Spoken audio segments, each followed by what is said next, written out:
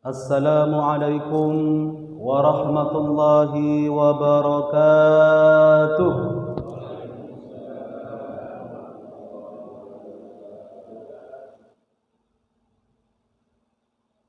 Alhamdulillahi wahdah, sadaqa wa'dah, wa nasara 'abdah, wa azza jundah, wa ahzama al-ahzaba wahdah.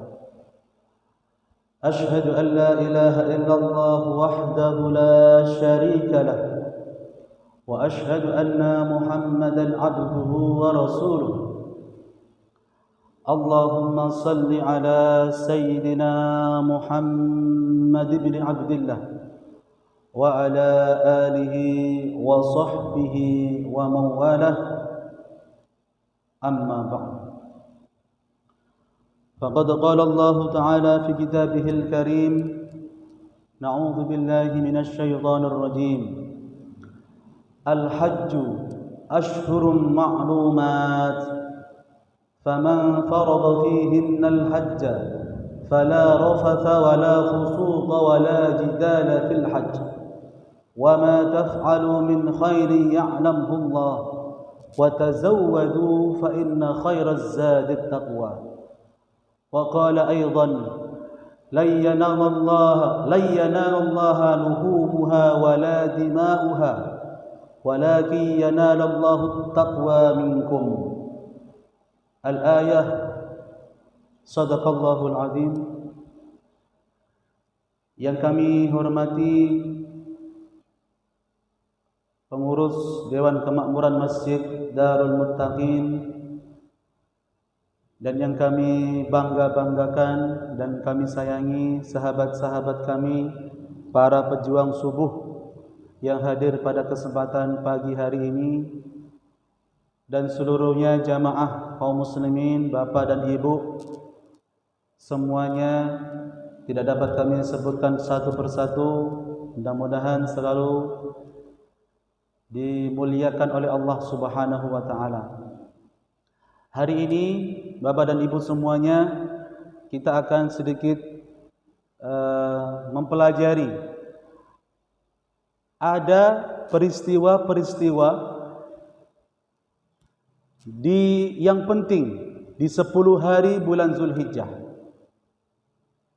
di mana nanti kesimpulannya apa yang harus kita lakukan ketika saudara-saudara kita dipanggil oleh Allah ke tanah suci, sementara kita masih diberikan kesempatan sama Allah untuk tinggal di tanah air.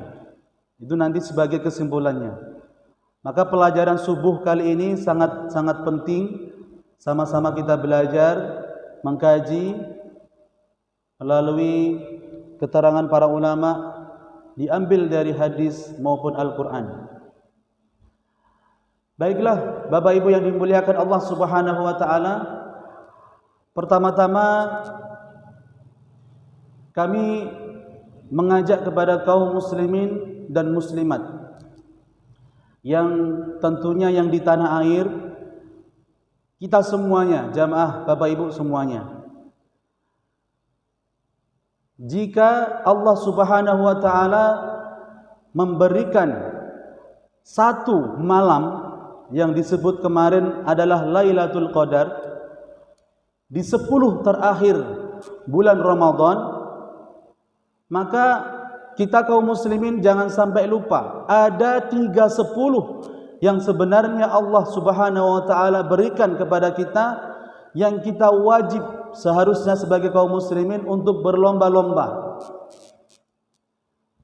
Kalau 10 terakhir kita rela bergadang, mengisi, membaca Quran, salat sunnah, bahkan paginya kita berpuasa di bulan Ramadan kemarin, maka 10 hari yang mulia yang kedua itu ada di bulan Zulhijjah, Bapak Ibu. Dari tanggal 1 kemarin sampai nanti tanggal 10. Sehingga Allah katakan wal fajr walayalin ashar. Aku bersumpah di waktu fajar dan 10 malam, di 10 hari malam-malam bulan Zulhijjah.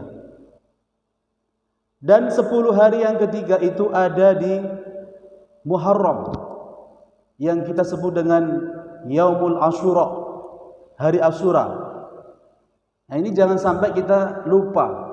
Dan ini kita, Bapak Ibu yang dimuliakan Allah, sedang berada di 10 hari bulan Zulhijjah.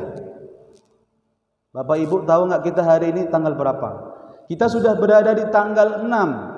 Ada sahabat kita yang masih tanggal 5, yang mungkin berbeda penanggalan melalui ru'yatul hilal ataupun hisab.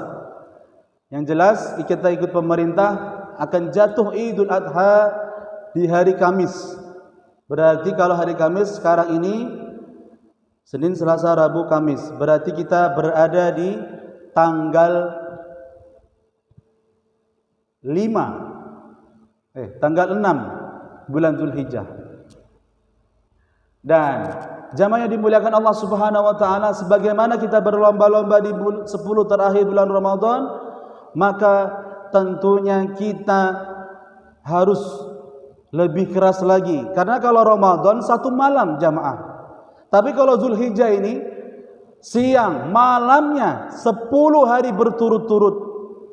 Nah, ini kalau kita nggak pelajari, ya kita hanya menunggu tanggal 10 aja kita untuk berbuat baik. Padahal dari tanggal 1 sampai tanggal 10 ini luar biasa. Bahkan ada peristiwa-peristiwa yang sangat luar biasa. Nanti insya Allah kita akan jabarkan. Dan ingin saya tekankan kepada jamaah semua yang dimuliakan Allah Subhanahu wa taala, bahwa ada hadis Nabi Muhammad SAW yang mengingatkan kepada kita semua untuk berlomba-lomba itu. Ma min ayyamin al-amalu salih fiha ahabbu ilallah. Tidak ada di antara hari-hari yang apabila amal saleh itu dikerjakan lebih dicintai oleh Allah Subhanahu wa taala kecuali illa min ayyamil ashr, kecuali di hari yang ke-10, ay min Dzulhijjah, yaitu di bulan Dzulhijjah. Luar biasa jamaah. Nabi Muhammad SAW mengingatkan kepada kita semuanya untuk meningkatkan amal ibadah. Karena apa? Bukan hanya sekedar dikasih pahala sama Allah, tetapi naik statusnya, perbuatan kita, amal ibadah kita, bukan hanya dikasih pahala sama Allah, kita dicintai oleh Allah Subhanahu wa taala. Dan ini yang mungkin sama-sama terlena kita sebagai kaum muslimin. Apapun itu jamaah, kalau kita dicintai oleh atasan kita, itu enak rasanya. Nah, ini kan artinya apa menurut para ulama? Harusnya kaum muslimin ini mencari perhatian cinta itu kepada Allah Subhanahu wa taala. Sehingga nanti peristiwa-peristiwa yang mengiringi 10 hari ini semua adalah notabene adalah atas dasar cinta Allah kepada hambanya yang melakukannya itu. Ini penting. Jangan sampai kapan ya Idul Adha, tanggal berapa kita lebaran Pak, misalnya gitu. Tapi lebih pentingnya, ayo kita isi. Kita sudah sampai di tanggal 6 ini jamaah. Apa yang sudah kita lakukan untuk mencari perhatian cinta itu, sehingga jika kita mau berdoa, ya Allah saya minta ini, ya Allah saya minta itu segera lekas dikabulkan oleh Allah Subhanahu wa taala. Ini yang penting. Bacaan kita yang bacaan Quran kita yang hari-hari kita baca mungkin biasa di hari-hari yang lain, tapi hari ini bacaan kita bukan hanya dilipat gandakan, karena ini termasuk bulan Muharram, bulan-bulan yang haram, yaitu bulan Dzulhijjah, bulan-bulan yang diharamkan oleh Allah untuk berbuat maksiat, dan dilipat gandakan untuk berbuat amal saleh itu dilipat gandakan jamaah. Yang dimuliakan Allah Subhanahu wa taala, sedekah kita mungkin yang hari biasa dilipat gandakan oleh Allah Subhanahu wa taala, naik statusnya, dicintai oleh Allah. Bahkan orang-orang dahulu melakukan sedekah, memperbanyak lagi sedekahnya sampai nanti sampai di hari nahar, di tanggal 10 itu bersedekah terus. Masya Allah.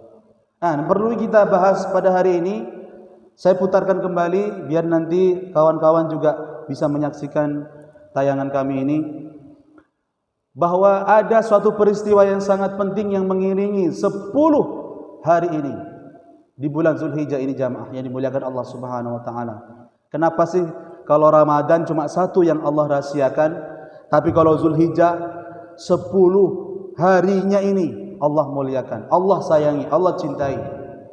Di hari pertama jamaah yang dimuliakan Allah Subhanahu wa taala, tanggal 1 Zulhijjah itu ada peristiwa di mana Adam, Nabi kita, Adam alaihissalam itu diterima taubatnya oleh Allah Subhanahu wa taala. Ya, pada saat itu kan sehingga para ulama menganalogikan Nabi Adam punya dosa satu dikeluarkan oleh Allah dari surga. Kita punya dosa banyak pengen masuk surga. Nah, logikanya itu seperti itu. Jadi rasa-rasanya amal ibadah kita ini belum cukup untuk bisa sampai ke surga karena dosa kita terlalu banyak jamaah yang dimuliakan Allah. Tapi tidak apalah, makanya kita kejar hari-hari yang penting ini. Di tanggal 1 kemarin, ya, itu ada peristiwa Nabi Adam alaihissalam diterima taubatnya oleh Allah, sehingga diabadikan dalam Al-Quran, fatalaqa Adamu min rabbih fataba alaih, sehingga sampailah Adam itu menyadari kesalahannya, sehingga dia berputar-putar di bumi ketika diturunkan oleh Allah, diabadikan di tawaf itu jamaah yang dimuliakan Allah Subhanahu wa taala. Dan saya rangkum keterangannya itu, barang siapa yang mau berpuasa di hari pertama kemarin, maka Allah akan ampuni dosa sebagaimana Allah menerima taubatnya Nabi Adam alaihissalam. Rugi kalau hari pertama kali kita lewatkan begitu saja. Tuh, mengapa Allah cintai 10 hari di bulan Zulhijjah itu. Yang kedua jamaah yang dimuliakan Allah Subhanahu wa taala, artinya hari kedua atau tanggal kedua bulan Zulhijjah itu ada peristiwa Nabi Yunus alaihi salam. Nabi Yunus alaihi salam itu diterima atau dikeluarkan beliau dari perut ikan. Ya, kalau kita sebut dengan ikan paus. Kalau menurut para ulama ini ikan nun yang menelan Nabi Yunus itu, yang mendapatkan 3 kegelapan. Kegelapan di malam hari, kegelapan di dalamnya lautan, dan kegelapan di dalam perut ikan. Karena ada sesuatu yang salah. Beliau diutus oleh Allah Subhanahu wa taala, malah meninggalkan umatnya. Akhirnya dalam perut ikan itu beliau berzikir, la ilaha illa anta subhanaka inni kuntu minaz zalimin. Ya Allah, inni sesungguhnya aku kuntu minaz zalimin, termasuk orang-orang yang zalim. Nabi Yunus aja jamaah ditegur oleh Allah, dibuang ke lautan, dimakan ikan di dasar laut dengan tanpa ada kekuatan apapun. Beliau menyadari itu selama 40 hari menurut para sejarawan itu. Akhirnya sampailah Nabi Yunus itu dimuntahkan dari perut ikan itu di tanggal kedua Zulhijjah. Nah, luar biasa kan? Saya catat lagi, barang siapa yang mau berpuasa di hari itu di tanggal kedua kemarin, maka Allah Subhanahu wa taala memberikan pahala seperti ibadahnya orang selama 1 tahun tanpa bermaksiat sedikit pun. Ini saya ambil dari kitab Tanbihul Ghafilin. Ya. Jadi jamaah yang dimuliakan Allah Subhanahu wa taala, luar biasa ya. Ada peristiwa Nabi Yunus ditelan oleh ikan itu di tanggal 2 Zulhijjah. Maka Allah muliakan. Selanjutnya jamaah yang dimuliakan Allah Subhanahu wa taala, hari ketiga bulan Zulhijjah ada peristiwa apa kira-kira? Ternyata Allah Subhanahu wa taala muliakan di hari ketiga itu Nabi Zakaria alaihissalam. Nah, kita tahu Nabi Zakaria Bapak Ibu Tahu pasti Nabi Zakaria, tapi kisahnya mungkin banyak yang lupa. Nabi Zakaria itu diuji oleh Allah Subhanahu wa taala tidak memiliki keturunan sampai masa tua. Nah, ini yang mungkin yang lagi program hamil mungkin bisa di-share kepada kawan-kawan ataupun teman-teman semuanya. Nabi Zakaria alaihissalam itu diterima dan dikabulkan permintaannya, meminta kepada Allah Subhanahu wa taala itu untuk diberikan keturunan. Dijawab oleh Allah Subhanahu wa taala itu di surah Al-Baqarah itu pada saat salat jamaah. Pada saat salat Nabi Zakaria itu minta sama Allah, ternyata ada wahyu yang turun. Allah Subhanahu wa taala katakan, saya akan berikan kamu keturunan walaupun kamu itu sudah tua. Dan namanya langsung dari aku, kata Allah, namanya Yahya. Nah, ini dia nih.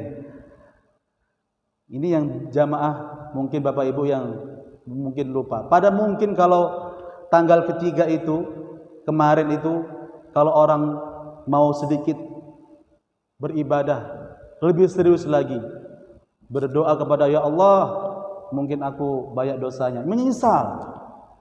Lalu mengakui semua perbuatannya, minta ya Allah aku minta keturunan anak yang soleh. Insya Allah Bapak Ibu. Karena di hari ketiga Nabi Zakaria alaihissalam dikabulkan doanya, diberikan keturunan.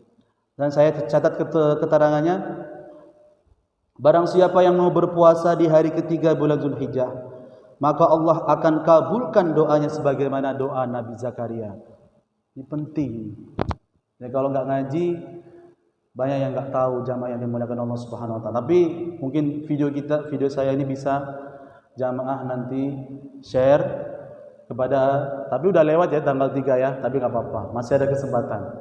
Kenapa sampai Allah Subhanahu wa taala muliakan di tanggal ketiga bulan Dzulhijjah. Lanjut kita jamaah yang dimuliakan Allah Subhanahu wa taala di tanggal keempat kemarin.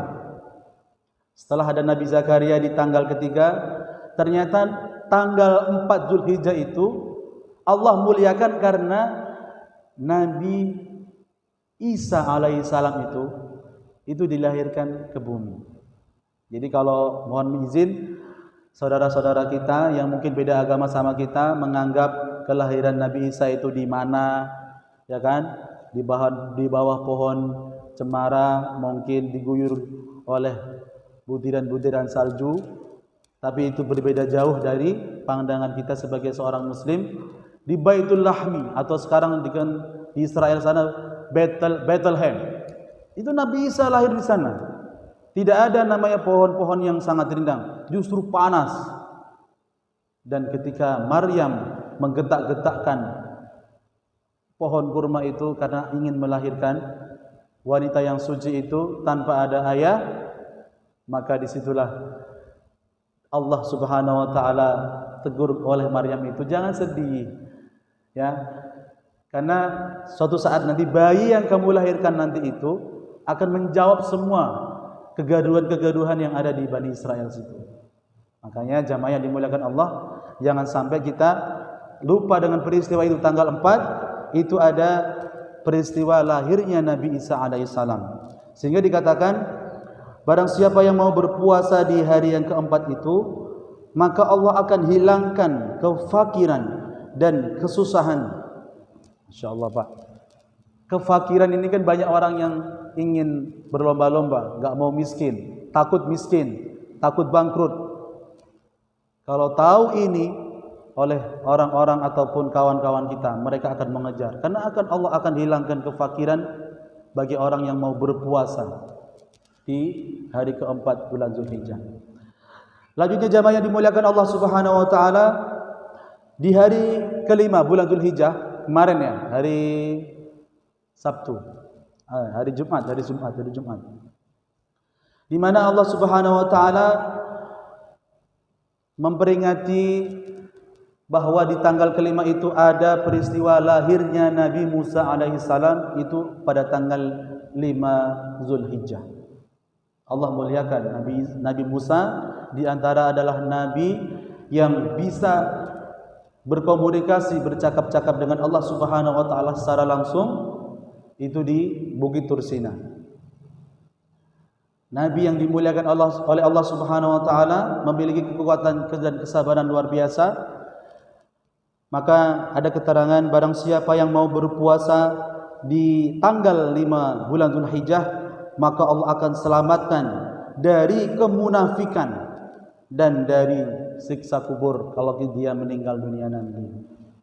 Masya Allah, jamaah yang dimuliakan Allah, ini pahala yang begitu besar dan melimpah bagi orang-orang yang tahu dan mengejar bahwa kita harus butuh amalan yang kecil tapi berat nilainya di hadapan Allah Subhanahu wa taala.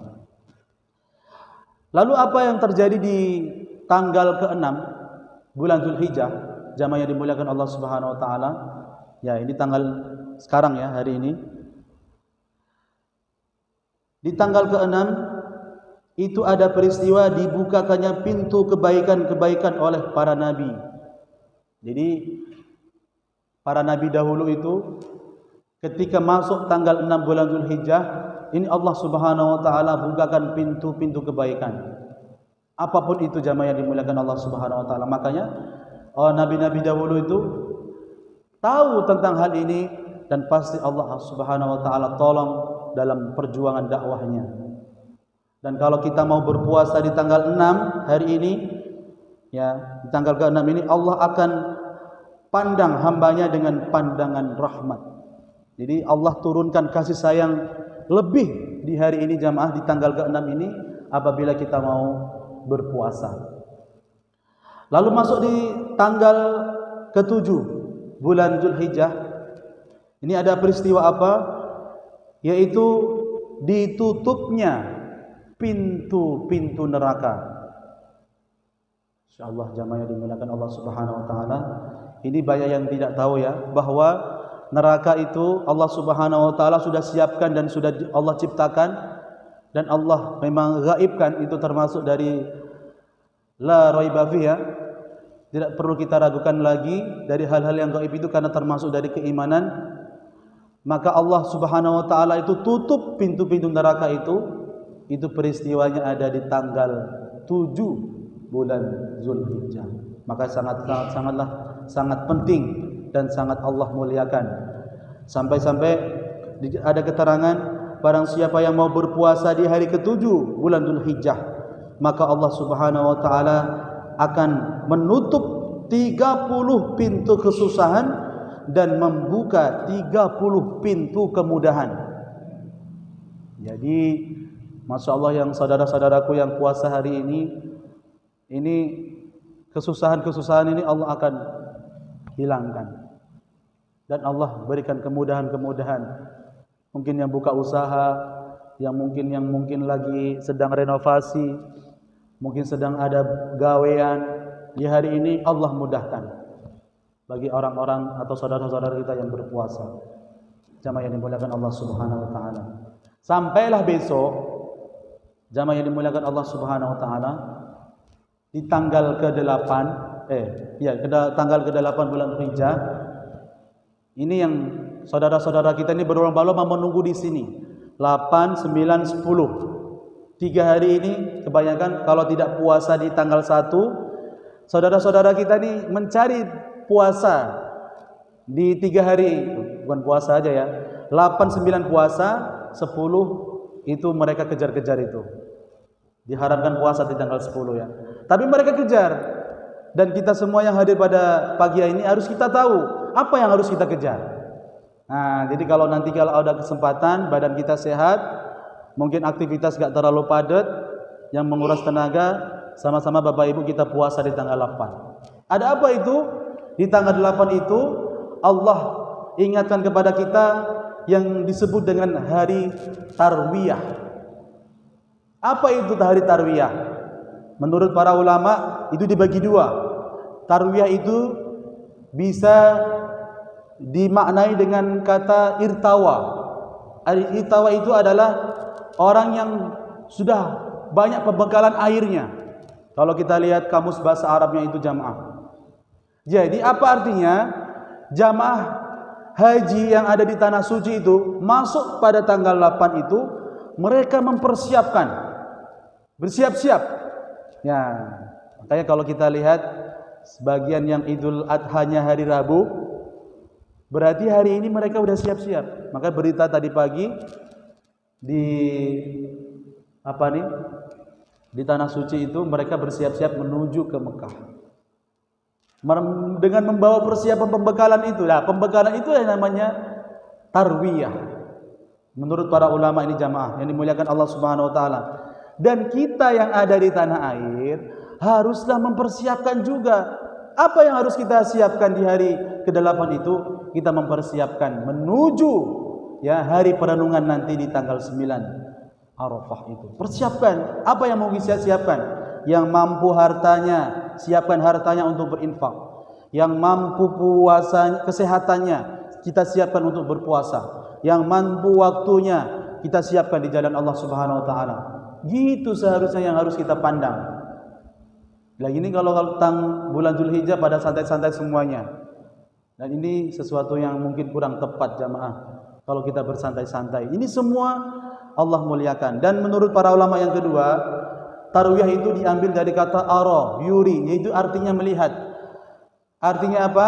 Bahwa pada saat tanggal 8 itu bulan Dzulhijjah, Allah tampakkan dan ajarkan manasik haji oleh Nabi Allah Ibrahim. Jadi harus bagaimana Nabi Ibrahim ini kan disuruh oleh Allah untuk memperbaiki Ka'bah yang sempat hancur oleh banjir bandang oleh Nabi Nuh. Maka di zaman Nabi Ibrahim Allah perintahkan untuk memperbaiki. Wa id yarfa'ul Ibrahimul qawaida minal baiti wa Ismail. Nabi Ibrahim bersama Nabi Ismail untuk sedikit memperbarui. Jadi yang bukan yang bangun Ka'bah itu bukan Nabi Ibrahim. Nabi Ibrahim cuma merenovasi. Siapa? Itu sebenarnya sudah ada di zaman Nabi Adam alaihissalam. Jadi hanya Allah yang tahu. Jadi ketika Nabi Adam turun itu sudah ada peletakan-peletakan batu yang Allah tandakan sehingga Nabi Adam mengelilingi sebagai wujud taubatnya tadi saya sampaikan. Lalu di zaman Nabi Nuh disapu oleh banjir bandang, lalu di zaman Nabi Ibrahim diperbaiki lagi. Nah, disitulah Allah ajarkan manasik haji oleh Nabi Ibrahim alaihissalam, beberapa ketentuan-ketentuan yang nanti disempurnakan di zaman Nabi Muhammad SAW. Dan kita jamaah yang dimuliakan Allah yang ada di tanah air, kita disunnahkan untuk berpuasa di hari tarwiyah karena Allah muliakan hari itu. Sampailah nanti kita masuk di tanggal 9 bulan Dzulhijjah, ada peristiwa apa? Yaitu Yaumu Arafah. Ya, disebut Arafah itu menurut para ulama ada di hari mengenal Arafah, jamaah yang dimuliakan Allah. Kalau saudara-saudara kita yang ada di tanah air, mereka sedang berada di padang Arafah melakukan wukuf. Yang wukuf itu dalam artinya itu adalah berkontemplasi, merenungi diri, mengenal diri, siapa yang sebenarnya yang menciptakan dirinya dan sebenarnya kita ini mau kemana. Makanya di sana itu panas, hanya membawa sehelai kain. Bukan hanya sekedar duduk, merenungi jamaah. Dan kita yang ada di tanah air, bukan hanya sekedar kita bersantai-santai, kita berpuasa jamaah. Supaya nilai kita sama dengan orang-orang yang ada di wukuf sana, jamaah yang dimuliakan Allah, maka kita juga puasa kita ini adalah, maka Nabi katakan, saumu yauma Arafah. Puasa di hari Arafah. Artinya menurut para ulama itu puasalah dirimu seperti orang-orang yang ada di Arafah. Apa? Merenungi diri. Apa yang kita renungin? Sejauh ini hubungan kita dengan Allah sejauh mana? Apakah kita ini selama ini jauh dari Allah? Atau kita mungkin belum dekat dengan Allah? Maka di hari Arafah itu di tanggal 9, saudara-saudara kita yang di tanah air melakukan puasa dan amaliyahnya sama dengan orang yang ada di Arafah, yaitu berkontemplasi, mengenal diri. Maka ada hadis, man arafa nafsah faqad arafa Allah. Siapa yang bisa mengenali dirinya itu, maka sesungguhnya dia mengenali Allah Subhanahu wa taala. Nah, ini maknanya dalam jamaah ya, oleh orang-orang ahli tasawuf ya. Maka mengenal diri ini penting ya, mata dari rambut mata sampai ke tangan, kaki sampai ke hati. Kita ini sebenarnya ini makhluk ciptaan siapa? Merenungi diri jamaah. Sampailah nanti titik, sampai titik kayak gitu jamaah, bahwa kita ini nggak selamanya di dunia. Selama ini kita ini cuma kadang-kadang main di dunia ini, mampir. Maka suatu saat kita akan kembali. Maka orang yang sudah wafat itu namanya meninggal dunia. Artinya dunia dia tinggalkan bukan berarti selesai. Dia kembali sebenarnya, kembali kepada Allah Subhanahu wa taala. Dan sebelum dia kembali, Allah ingatkan hari nanti itu di hari Arafah, persiapkan banyak bekal, persiapkan banyak amal ibadah. Suatu saat kalau jamaah haji di sana minta, seandainya aku ya Allah kau wafatkan di bumi yang mulia ini, aku ikhlas ya Allah. Itulah impian orang-orang jamaah haji, seandainya diwafatkan di tanah suci, Masya Allah. Dan kita yang di tanah air ini, jangan lupa berdoa ya Allah. Setelah mengenali diri itu, setelah hubungan antara kita dan Allah itu sudah kita ketahui jamaah, kita ini siapa, kita mau kemana, dan apa tujuan kita sudah kita tahu, maka kita mulai menyusun, ya Allah, ternyata banyak sekali dosa-dosaku, sedikit sekali amal ibadahku, merenung. Makanya sampailah tanggal 10 disebut dengan Yaumun Nahr, takbir. Dan kadang-kadang kita udah gak puasa ikut takbir, kadang-kadang seperti itu. Jadi apa yang sebenarnya ditakbirin oleh orang-orang yang ada di tanah air itu? Karena dia tahu sebenarnya, ya Allah, ya di hari ke-10 itu kau panggil saudara-saudaraku yang ada di tanah suci. Aku yang ada di tanah air ini, apa yang aku miliki ini, kalau aku mampu ya Allah, sebagaimana kau perintahkan, aku akan teteskan darah melalui hewan kurban. Maka Allah katakan dalam Quran surah Al-Hajj itu ayat 187 itu, la yanalul luhumuha, yang nyampe itu bukan dagingnya, bukan daging kurban itu, wala dimauha, bukan darahnya. Maka Allah katakan walaki yanalu taqwa minkum, yang sampai kepada aku, kata Allah itu ketakwaanmu. Setelah kau berkontemplasi di hari 9, lalu kamu mengenal diri, mengenal Allah, lalu kau bertakbir, Masya Allah, yang diterima, yang Allah pandang itu adalah takwa yang kau telah torehkan selama ini. Maka ditakbir, Allahu Akbar, Allahu Akbar. Jamaah kita yang mampu berkurban, setelah dipotong darahnya itu, ya, darahnya mengalir dengan cepat, kata Allah, sebelum darah itu menetes ke atas bumi, maka cepatnya darah itu lebih cepat lagi ampunanku, kata Allah.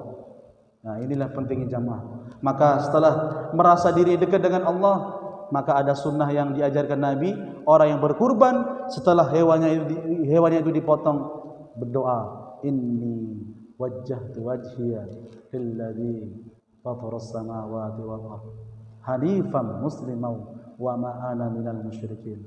Baru dikatakan inna sholati, sesungguhnya salatku ya Allah, wa nusuki, ibadahku ya Allah, hidup dan matiku ya Allah. Mengenal dirinya itu luar biasa jamaah. Makanya ini tidak semua orang bisa merasakan kedekatannya dia dengan Allah Subhanahu wa taala. Maka ditakbir, Allahu Akbar, Allahu Akbar, Allahu Akbar. Aku menang hari ini di antara hamba-hambaku yang lain. Aku menang karena aku bisa menjalin hubungan dekat dengan Allah. Maka saudara-saudaraku yang jamaah yang dimuliakan Allah, bagi yang belum mampu berkurban, maka tadilah berpuasa dan ikut mentakbiri orang-orang yang berkurban sebagai wujud. Kalau orang haji juga dikatakan dalam surah Al-Baqarah itu, watazawwadu. Haji itu bekalnya itu takwa jamaah. Makanya orang berhaji itu setelah dia menyadari diri, melempar jumroh sebagai simbol permusuhan dengan setan, lalu dia pulang ke tanah air itu, yang dituntut bukan oleh-olehnya. Ini kadang-kadang salah. Orang haji itu pulang ke tanah suci itu, yang dituntut adalah takwa. Watazawwadu fa inna khairaz zadi taqwa. Bekalmu yang kamu bawa nanti itu adalah takwa. Makanya orang haji itu semakin baik amal perbuatannya, mulutnya, perbuatannya, dan itu disebut dengan bir, kebaikan. Sifatnya disebut dengan mabrur. Makanya kalau mau lihat haji mabrur atau tidak, lihatlah perilakunya. Kalau semakin baik dia pulang dari tanah suci, mabrurlah itu. Dan kita yang di tanah air pengen mabrur juga, maka kita ikut ritual memudahkan saudara-saudara kita yang berkurban, dan kita ikut bertakbir. Makanya masyarakat ini, buat apa sih nonton hewan kurban? Bukan nonton. Ya ketua ya.